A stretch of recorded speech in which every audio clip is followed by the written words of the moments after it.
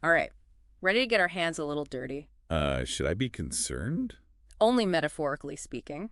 We're diving into the world of ceramics today. Much safer. So if you're listening and thinking about turning that clay-covered passion into a real career, RoleCatcher has got your back, and we're going to break down their guide on becoming a ceramicist. It's a pretty comprehensive guide, honestly. They really go deep, from the sheer variety in the field, like, whoa, I had no idea, to the real-world stuff, like, what does it actually take to make it as a ceramic artist? No sugarcoating. And that's what surprised me when I first looked at this career path, to be honest. People hear ceramics and they think, well, pottery, right, that's it. Right, like that scene in Ghost. Exactly. Yeah. But the field is so much wider than just pottery. Okay, so what else is out there? What are we talking about? Besides the pottery wheel, I mean. We're talking about people making incredible jewelry, like Mm-hmm. really intricate, delicate stuff, and tile work. The detail some ceramicists get into in their tiles, it's amazing. Wow, yeah. Never thought about that. And of course, sculpture. I mean, some ceramic sculptures belong in museums. They're that good. We're talking large scale, small scale, abstract, you name it. So anything you can dream up, you can probably make out of clay. Pretty much. Yeah. And that's what makes it so exciting. It's not just technical skills, though those are important too, but it's about having your own vision, putting your own artistic spin on things. Every ceramicist develops their own style, their own way of working with the clay, the glaze, everything. It makes each piece truly unique. That's so cool. So say someone is listening to us right now and they are totally inspired, like, this is it, I want to be a ceramicist. Where do they even begin? RoleCatcher mentions formal education, but is art school the only way to go? It's definitely one way. But honestly, one of the best things about getting into ceramics is there's so many ways to get started. You can find incredible workshops taught by people who've been doing this for years. You can learn so much in a short time that way. What kind of stuff do those workshops focus on? Well, it could be anything. Maybe you want to learn a very specific technique, Yeah. like raku firing or something. Or maybe you want to try your hand at working with porcelain, very different from your typical clay. Workshops are great for that kind of focused learning. So you can try a bunch of things and kind of find what speaks to you? Exactly. Plus, they're usually pretty small, so you get more individual attention from the instructor, which can be really helpful, especially when you're just starting out. That's a good point. RoleCatcher also mentions apprenticeships. Yeah, apprenticeships are great too. It's more of that traditional hands-on learning experience. Yeah, like learning from a master. I like that. Yeah, you're right there in the studio, learning the tricks of the trade, getting direct feedback, building a relationship with someone who's already established. It can be invaluable. So many options. But what about someone who's like, look, I learn best on my own, at my own pace. Is that an option in ceramics? Absolutely. Yeah. Plenty of ceramicists are self-taught, at least to a certain extent. The important thing is to just get started. Find a local studio where you can rent some space, or if you have the room, set something up at home. Experiment. Practice. Yeah. See what happens when you do this with the clay or when you try that glaze. That's how you learn.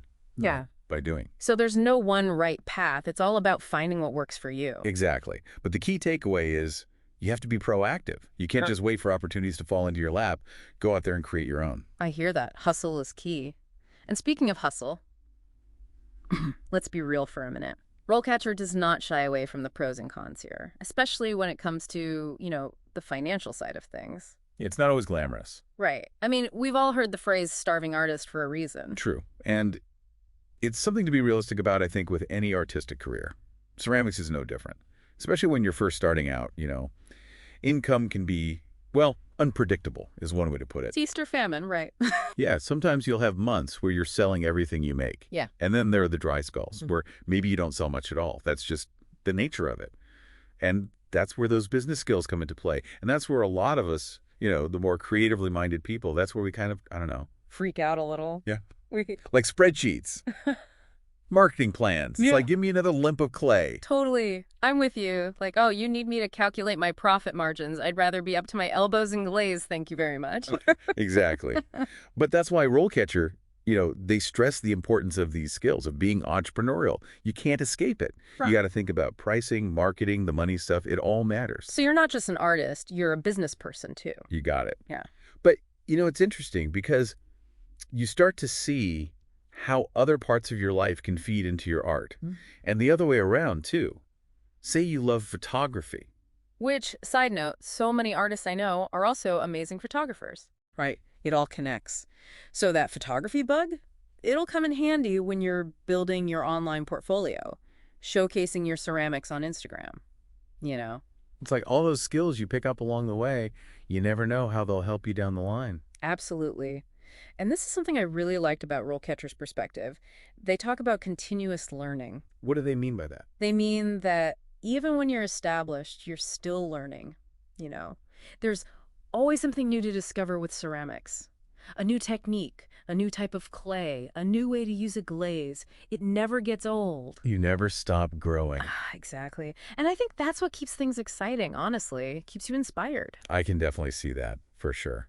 Okay, but let's go back to this whole finding your style thing, because RoleCatcher talks about that, and I think that's something a lot of artists of all kinds really wrestle with, you know? How do you know what makes your work you? It feels kind of big and scary when you put it like that. It's the million-dollar question, right? Yeah.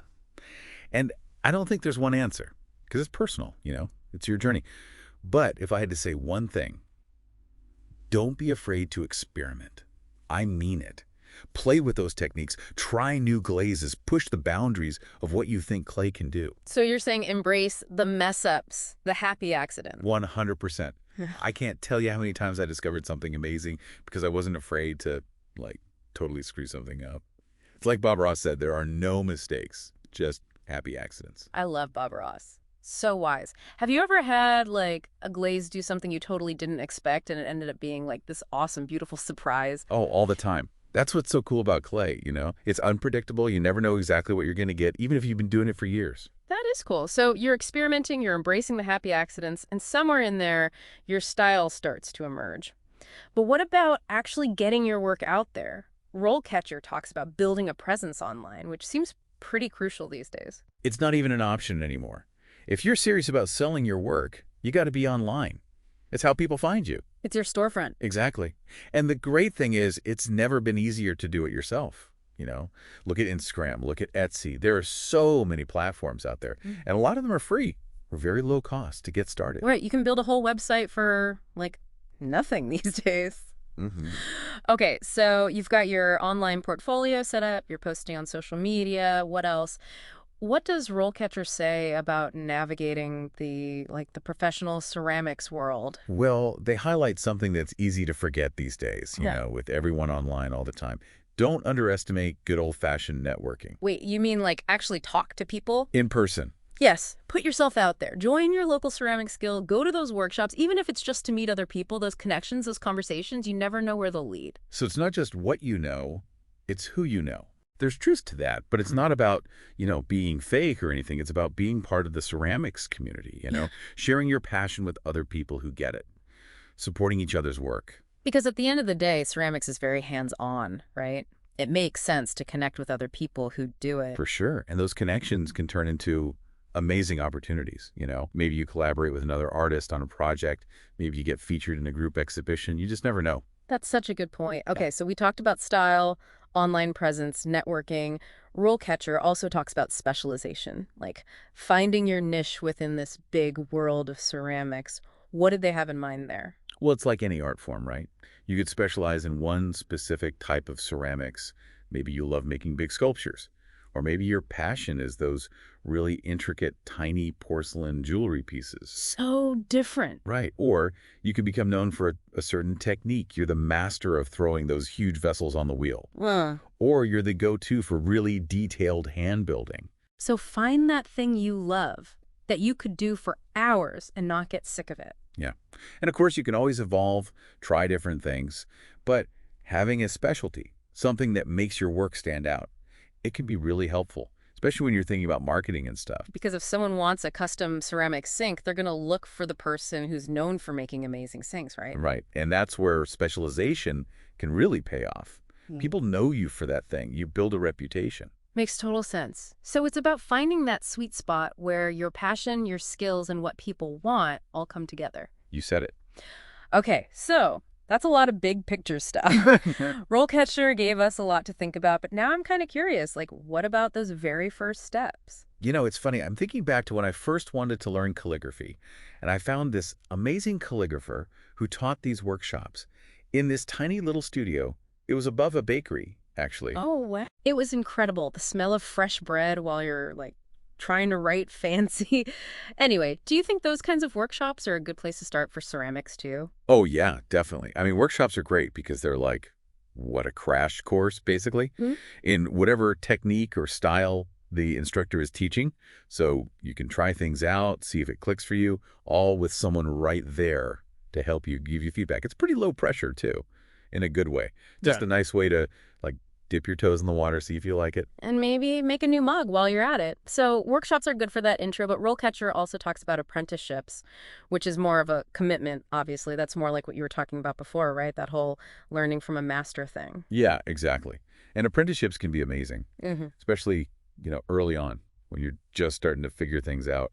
Having that one-on-one attention working on real projects, it's a different kind of learning, for sure. Speaking of real projects, RoleCatcher also mentions getting your work out there, like as soon as you can.